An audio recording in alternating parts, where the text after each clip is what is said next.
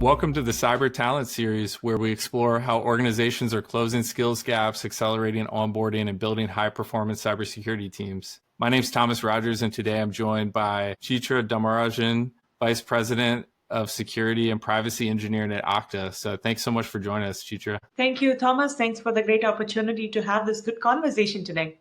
Cool. Would love to hear more about your background. Tell us about yourself. I know you've been in security for a long time, so would love to hear about you and what you're doing now too. Yeah, I started my career as a developer, let's say many moons ago, maybe 20 plus years ago. I started building products, routers, switches, and firewalls in the embedded world. And I was also building a lot of security product features. And there was a pivotal moment in my career, like while I was building these great products, someday something had to go through FIPS certifications and CCEL3 certifications. And the team at that time, they looked at me and said, "Hey, Chitra, can you lead these certification efforts for the products?" That pretty much was a pivotal point in my career. Building security product feature as a developer is one thing where I'm laser focused on a problem statement versus how do I look at a whole product as a security solution, as a part of a security solution, securing the customer environment and ecosystem.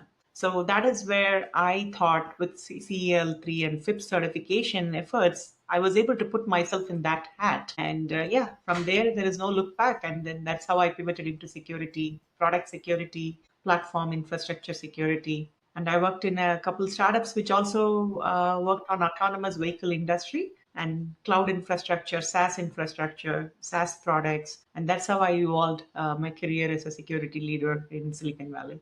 And apart from that, I'm a mother. I have two lovely daughters who are also following my footsteps. And they're happily educating themselves in STEM and showing a lot of great interest in cybersecurity arena. That's great. Yeah. So your background is as a developer and your transition into cybersecurity, I'm sure is a difficult decision for you personally, but I'm curious just your perspective on that transition from someone who's building exclusively. I know there's still, a lot of symbiosis between developers and security, but yeah, would love your thoughts on that transition. Yeah, and that's a great question. And it was not a difficult decision for me. It was a natural progression from one line of work to another. So the way I look at it is like a developer needs to know the details of what they are building, why they are building, what is the outcome, right? So they're laser focused on that. And this skill is very much translatable as they are evolving as a security engineer. Because for a security engineer, they really need to have a strong technical background, knowing the nitty gritty details of which packet, which protocol, which API endpoint, which use case, or which RBAC we are solving. So you need to know all the full details so that a security engineer can think about what are the potential abuse scenarios, what are the attack vectors that they need to think about protecting before the product goes into release. So for me, whether it is a development engineer or a security engineer, both are inevitable part of a secure product lifecycle. So they both walk hand in hand. So a developer becoming a security engineer and a security engineer becoming a security developer, all of this is natural progression for me. So to slightly pivot off of that, but another transition in your career was from individual contributor to manager, and now you've progressed to being a manager of managers. But what was that decision like for you? I know some developers and individual contributors just want to do the job, and at some point you had to do less of the job and more of the people management side. So like, what was that decision like for you? That one, I would say I took some time in my career to think about it. I was actually progressing more towards a staff engineer, senior staff engineer, principal engineer kind of career, where I was really enjoying the technical prowess that I was able to build and constant learning, solving security issues, solutioning with security considerations on a day-to-day job operations. But when I reached that principal engineer level, this was in General Electric a few years ago, I could feel that I was ready for the next step. Because at that point, I really felt that I have worked on many technical areas, be it application security, SaaS security, infrastructure, more along and that was a time the industry was transforming towards Terraform, codified infrastructure, chef packets and Terraforms were in the play. So at that point, I felt there is a diverse areas where I have really built a strong foundations. But now it is a time for me to work with more people side of the game, Because security is one thing where I feel it's not just technology, it's more about soft skills as well, right? Technically, you can solve a problem, you can build a control, you can implement a firewall, turn on a configuration to block the traffic. But the weakest link is humans, right?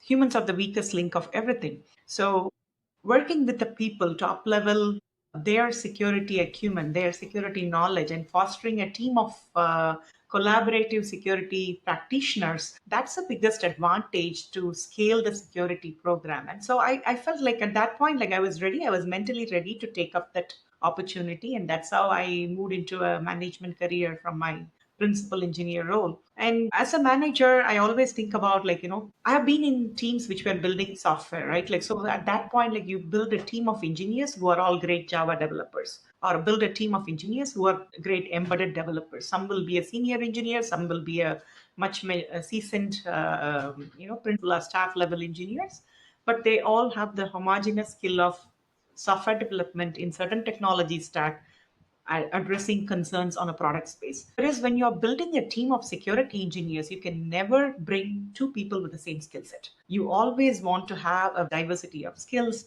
For example, you need to build a very foundational security team. You need someone who is very strong in cloud infrastructure. You may need someone who is very strong in triaging, right? Like identifying signal to noise, like picking up the right signals and eliminating the noise and making sure prioritization is done to reduce the risk. And you want someone with a strong communication skill who will actually take the technical information, bring it down to a right business statement so that they can make the right incident response calls, incident management. So you need to bring in a team with like a Swiss Army knife. Every skill has a value, and Swiss Army knife as such makes a great tool for us to have in our pocket. So that's how I look at building a security team as a security manager. How'd you figure that out? Is that something that you had to learn after you were a manager, or did you see that when you were on those teams where you're like, this is a good team, this is how it's built? That's a very good question. So when I was working as a security engineer, I was supported by a lot of team members with great skill set. Security is a domain where we constantly learn from each other, learn from the industry, and learn from our peers. Learning never stops. So you always think that, oh, okay, this is an area where I need to go back to this person to get some kind of hand holding or tips or ways of working here. So you constantly learn from your peers, and that's what made me come to this conclusion. Like when I'm building my own team, I'm going to build a team of Swiss Army knife. Like I need to have a specialist in many things and generalist in many things, and you have to constantly cross train each other.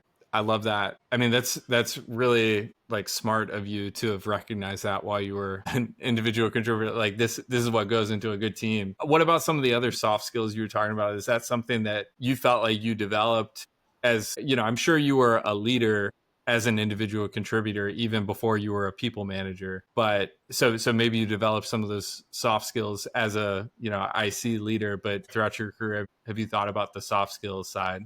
Let's think about the technology evolution today, right? There is a lot of aid, there is a lot of coding assistance that we can leverage today with AI and everything. So hard skills are definitely great value because you need to know how exactly to solve the problem and what kind of aids that you can use and how you can effectively solve the challenges for our customers. But what really matters is like, let's say when a product goes to deployment, there are scenarios where you have to keep up with the SLAs for certain services, and there are scenarios where some service may work and some may not, and there could be scenarios where you have to support your customer services to communicate information to your customers. And there could be a CVE that you may need to publish, like if you're maintaining an open source, if you're kind of like fixing a security issue, the CVEs that you need to publish, what do you put in those CVEs? What is the right information versus where do you need to keep the information crisp and concise? You don't want to put an attack recipe in a CVE. So when we publish a CVE,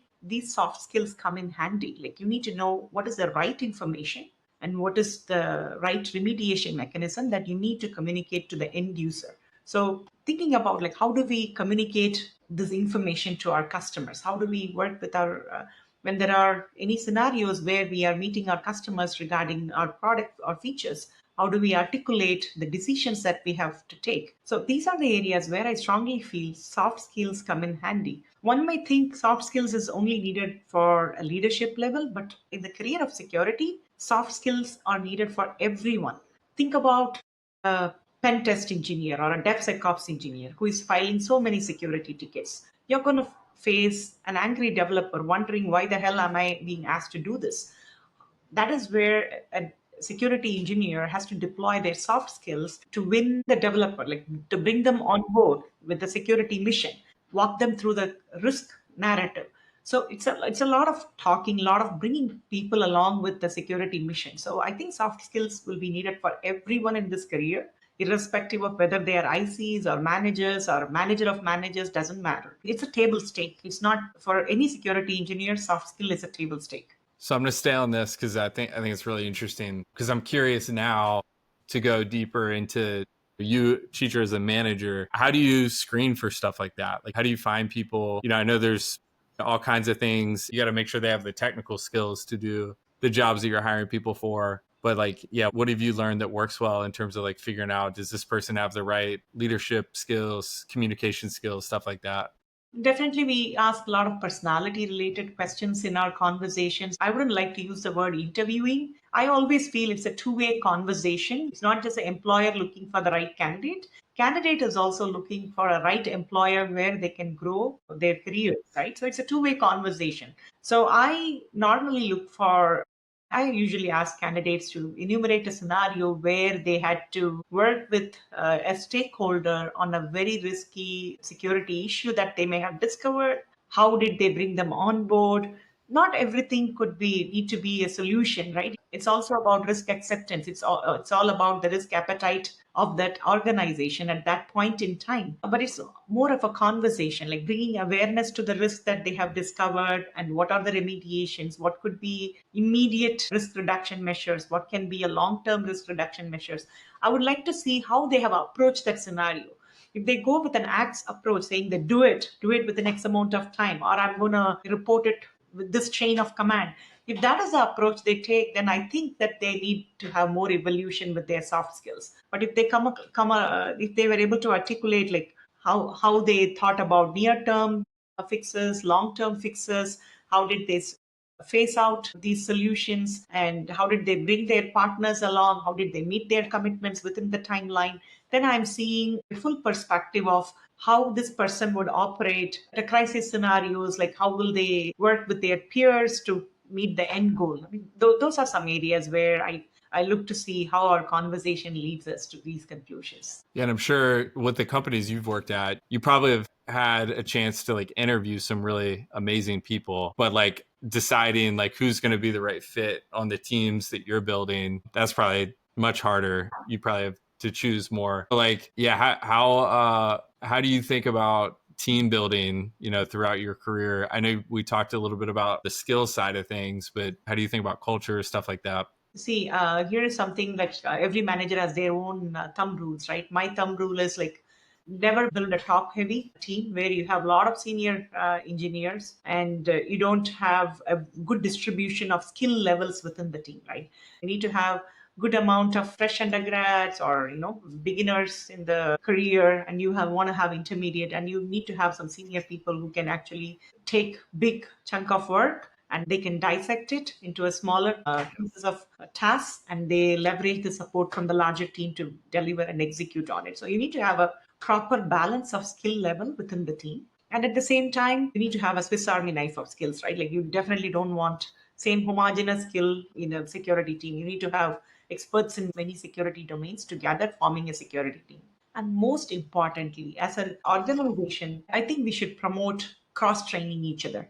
We encourage two different SMEs to shadow each other so that they learn the tricks of the trade from each other. When these cross training happen, we don't expect the trainee to become 100% the replica of the trainer. It's more about like you pick up 60 to 70% of the knowledge base there. And when there is a time that you need to play that role, you have a strong foundation, and then you step up from that foundation to become that 100%. And what this helps is like even within the team members, like sometimes there is always a monotony of doing what you're doing every day, but these cross training constantly helps people more motivated, and it also helps the business. So whenever there is somebody taking an unexpected PTO, you always have another cross trained person who can start from a 60% foundation and then they can ramp up super fast. That's awesome that you clearly think so much about like the infrastructure of the team. Like, how do we set it up in a way where there's a mix of different people so they can make each other better. I think that's like the sign of a good team. And there are roles within the team. Like there's not too much people that look the same skill set, same experience level. Like everyone's kind of like feeding off of each other. And I think probably the more junior people like provide energy to the team too, Oh, because yeah. they're hungry, like they want to learn and all that stuff. Like really, really cool. But kind of on that note, I know one big part of your career, from one side of this, because I've benefited personally, but like the role of mentorship in your career, like would love to hear about how that's impacted you. I would assume, maybe you leaned on mentors like early in your career to make some of those tough decisions we talked about, like transitioning. And then you've mentored me and, Roman so much throughout the years. So yeah, would love to hear about how you think about that within your teams, like encouragement, and then how that's impacted you. Many of us are first generation technology workers too. 2 generations ago, there was nothing like a technology worker. Like there were teachers, there were professors, there were doctors. Technology worker is something like maybe my generation is the first generation we are emerging as technology workers. So this is an area where we all were learning the ropes together. But at the same time, common business acumen, I mean, looking for a larger picture, these are the areas where everybody will benefit from mentorship time and time again based on wherever they are in their career. One personal example I'll say, when I was developing, I was working on open source OSPF protocol and BGP protocols, these routing protocols. And my brain was all wired about like the bits and bytes and the frames, like how exactly the packet goes from this interface to that interface. How do I codify that? So I'm thinking at a very in depth on a narrow domain of a larger protocol. But then it's not just that one protocol that sells the box. There are many other protocols. There are many other interfaces. There are crypto cards. There is a larger ecosystem. Like if federal buys this, they want to buy this for these particular capabilities. If a commercial telecom buys this box, then they buy it for a different throughput and rate capabilities. I really had a great product manager at that point in time who was my lunchtime buddy, and we used to walk after lunch. This product manager was giving me his perspective of like what are the product features they are developing, what are the customer facing features, and why certain customer deals are tagged to the success of these features. And that gave me a good outlook like, hey, I'm doing this now, I'm seeing the bigger picture. And one thing led to another, and I always encourage everyone, like even if it is a smaller organization or a bigger organization, doesn't matter. Listen to your all hands, listen to the leadership information shared by the leadership. They may not be immediately relevant to your day-to-day work, but there is a lot of information there which will help us develop that big picture. And identify your colleagues or peers or industry peers who need not necessarily be in your domain of work. They need not be a developer, or they need not be a security engineer. They can be a product manager, or they can be a project manager who is dealing with many complex projects. Think about finding the right mentor and having those conversations. So one thing I always remember, this is from, like any first generation immigrant, we all learn to drive in this country, right? That's the first skill that we master. And my driving instructor, he said that, Chitra, if you are looking at the lane where you are driving your car, you are only looking at your destination. But if you are looking at the cars which are coming in the other lanes, you have an option. You can take an exit and you can change your destination taking that exit. So you have to constantly be watching what are the other cars in the other lanes. I mean, although he said that with the connotation of driving, and I did get my driving license on the first road test, but then I always apply it. Like when we are in our career, when we are just focusing on the track that we are driving our career, we are limiting ourselves. I really applied this when I was moving from developer to security engineer, because I was only asked to do a FIPS or CCAL3 certification for a particular platform. I can finish that task and then say, okay, go back to my own track, right? That's a very comfortable track where I was making good progress. But then I felt like, okay, this is another exit which came my way. Now I need to take this and find a new destination for my career. So constantly look at those opportunities where your career gives you an opportunity to pivot. And I think that's something which I will always suggest for any emerging technologists. Like, look for the right mentors, right sponsors, constantly have those conversations, pay attention to your all hands or town halls where your leadership is sharing industry information or business information, and conferences, conferences available today. And if you want to do something very economical, a lot of podcasts as well.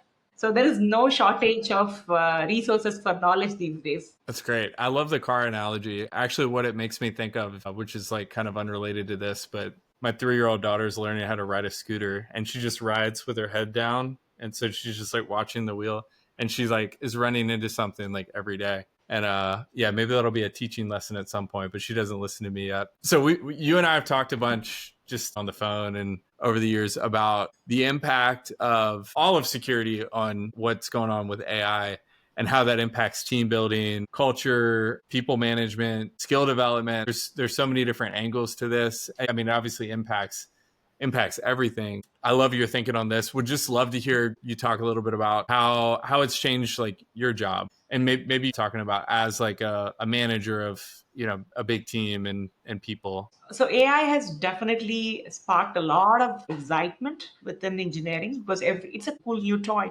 Everybody wants to play with it and have fun with it, and leverage it for their day-to-day productivity enablement. So everyone in my team is actively using power users of AI, I will say, and we are also building a culture of AI champion. So, there are a few people who are super power users. They create the awesome prompts, they create the awesome gem files. So they are our AI champions and they constantly work towards sharing the knowledge with the team members. So it's more about lift and climb, right? Like you lift each other and you climb together with the right technology and enablement so that the productivity is at the next level. Me as a manager, I am a big power user of Gemini, I will say. I have a lot of gem files. See, one of the challenges as a security leader for me is like constantly staying in touch with what's happening in the industry and what are all the new controls that my team is building. So if there are any design document, any one pages that I need to read and understand, and then you need to connect with what is already in the system, right? So I have some good, cool Gemini gem utilities where I have done the context grounding with certain existing Confluence pages where I have the right information. And when I put in the new information, then I ask Gemini to teach me, like, well, how does this control impact this scenario? So I make it more like a role play at that point. Like I learn from interactive conversation, but I do ground my context with whatever the right business information I can feed the tool. And yeah, and you want to be a responsible AI user. You want to use the tools that your organization has authorized you to use. You don't want to put any information that you are not supposed to put. All those foundational principles need to be followed to the T, but having that utility helps me learn much faster. And that helps me make the decisions much faster as well. So there's so many security tools out there, and I'm sure you've heard all the pitches. It's not just security, it's every industry. But we can like help, replace people, with tools. What are your thoughts on that, especially at this point? Do you view AI as like a replacement for people or like an efficiency enhancer? Yes, the tools are emerging. We need to carefully analyze one or few toolkits which are going to be a great productivity enablers. Is that completely going to take people out of the equation? I don't believe so. But I think AI is giving us an opportunity to upskill at a faster rate. So today, whatever it took for me to learn about a new programming language, maybe if it's taking me 3 months to learn a new programming language, it's going to take me 30 days to upskill myself in that technology stack. So it's actually enabling people to upskill super fast, and that aids us to move towards higher productivity. If there are areas like where we spend our cycles to make a decision, and that's an area where we should strongly leverage AI so that we can have the human productivity focused on other things. For example, I was meeting an economist last week in a group meetup here. The economist was saying like they every day as their day job they read a lot of Wall Street journals, they read a lot of information from various feeds and come up with the right economy decisions for their respective banks or their investment firms. Some of this analysis they leverage their support staff to provide them these information. Now they are self-enabled to fetch this information. So does that mean that support staff is not going to do anything valuable? But there are now support staff is being up-leveled or upskilled to do other tasks as a mid-level economist. It's a new change. We are embracing the change. We are adapting to the change. But what I see as a trend is like a junior engineer, when they join the organization, they will be a mid-level engineer with the AI enablement. So as we will see new undergrads with for AI native undergrads, I would say they will come into the workforce as a mid-level engineer. That's so cool. So I guess one takeaway from that would be from your side as someone who's hiring, managing people in a large security org would be a higher emphasis on bringing people in who are coachable, can learn and adapt pretty quickly versus maybe fewer like kind of finished products that come in the door. And so in the age of AI, actually like the ability to learn quickly is maybe one of the most important skills. Yeah, definitely. Yeah. Keeping that open mind and the growth mindset to learn the next big thing is important. And the resources and aids are plenty. But there is also a pitfall, like not every resource is a fact as well, right? Like there is a lot of false resources as well. That is where we need to apply our deliberation skills to make sure the right information, solicit the right information and the right aids to up level our skills. That's great. Something I wanted to ask you about because I know you spend a lot of time with us as an advisor, but I know you talk to a lot of startups. So I'm curious just your perspective on what you see as kind of like best practices around early teams, like building early teams, growing in those teams. Like what are some of the common characteristics you see in highly successful teams? I advise a lot of startups here in Bay Area. I'm also part of the Berkeley Skydeck program where I constantly work with startup entrepreneurs and founders. There is no one specific recipe or one size fits all response to this question. But what I feel is like building that synergy within the team is very important, especially in this remote working culture. Like if you are a startup founder having people distributed across the geography, building that strong synergy is very important.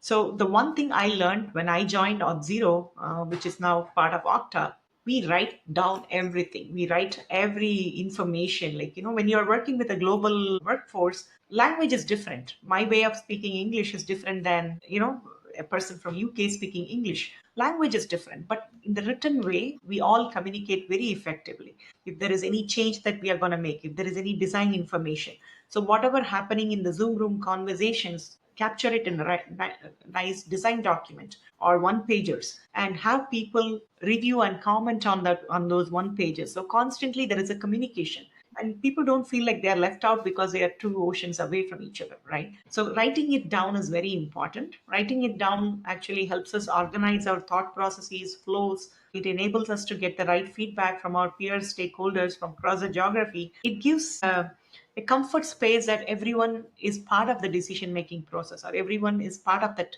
build process. So I strongly believe that as we are building team, we have to build synergy amongst team members. Synergy amongst team members can only be built if there is a transparent share of knowledge and information. And that can only happen if we have a very organized way of writing down our informations, knowledge bases, and making sure everybody has access to these resources and constantly encourage the team. It need not just be your principal engineer writing down everything. It's about every engineer. If they found a cool tool, if they found a cool way, ask them to write it down and make it like a team knowledge base so that people keep contributing to that knowledge base and it becomes a habit to write it down, review whatever is written down, and align on the information shared across each other. One of my favorite things about doing this podcast is I feel like every single guest we talk to, I steal stuff from for us. And I feel like what you just said is it's always a good reminder. The communication things and documentation it's so easy in a remote world to just skip and just say, oh, like I'll do it the next time. and then all of a sudden it's been, 5 or 6 iterations of that. And everyone's like, what did we decide on? I can't remember. Where's that document? And yeah.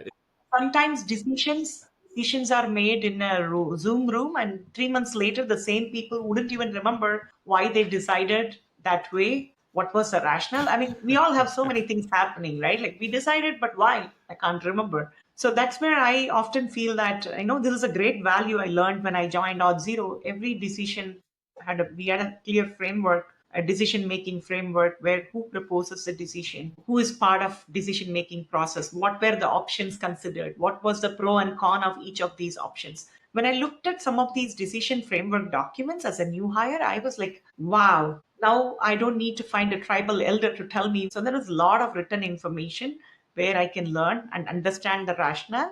And once you understand the rationale, you can also challenge the decisions because technology changes, industry evolves. Whatever was right yesterday may not be the right decision today. So you can challenge those decisions with the right connotation and right information in place. So I really learned this one great art of working with global team with the full right. We even say it as our chief architect often says that write it down is a mantra. We even put that in our t-shirt slogans these days. That's great. Well, this has been great, Chitra. We do have one wrap-up question that we ask everyone, and that's just if you were starting your career in cyber right now, what's one thing you would want to tell yourself?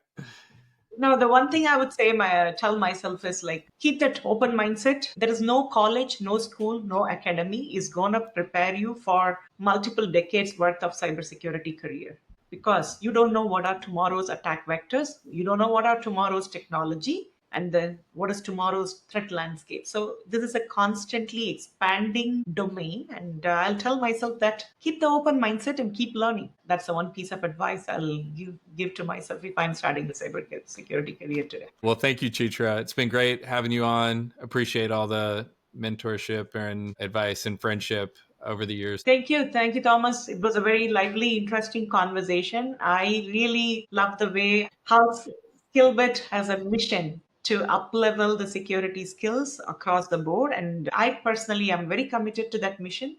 We all want to build very talented security workforce for the next generation of talent pool. So thank you so much for supporting us.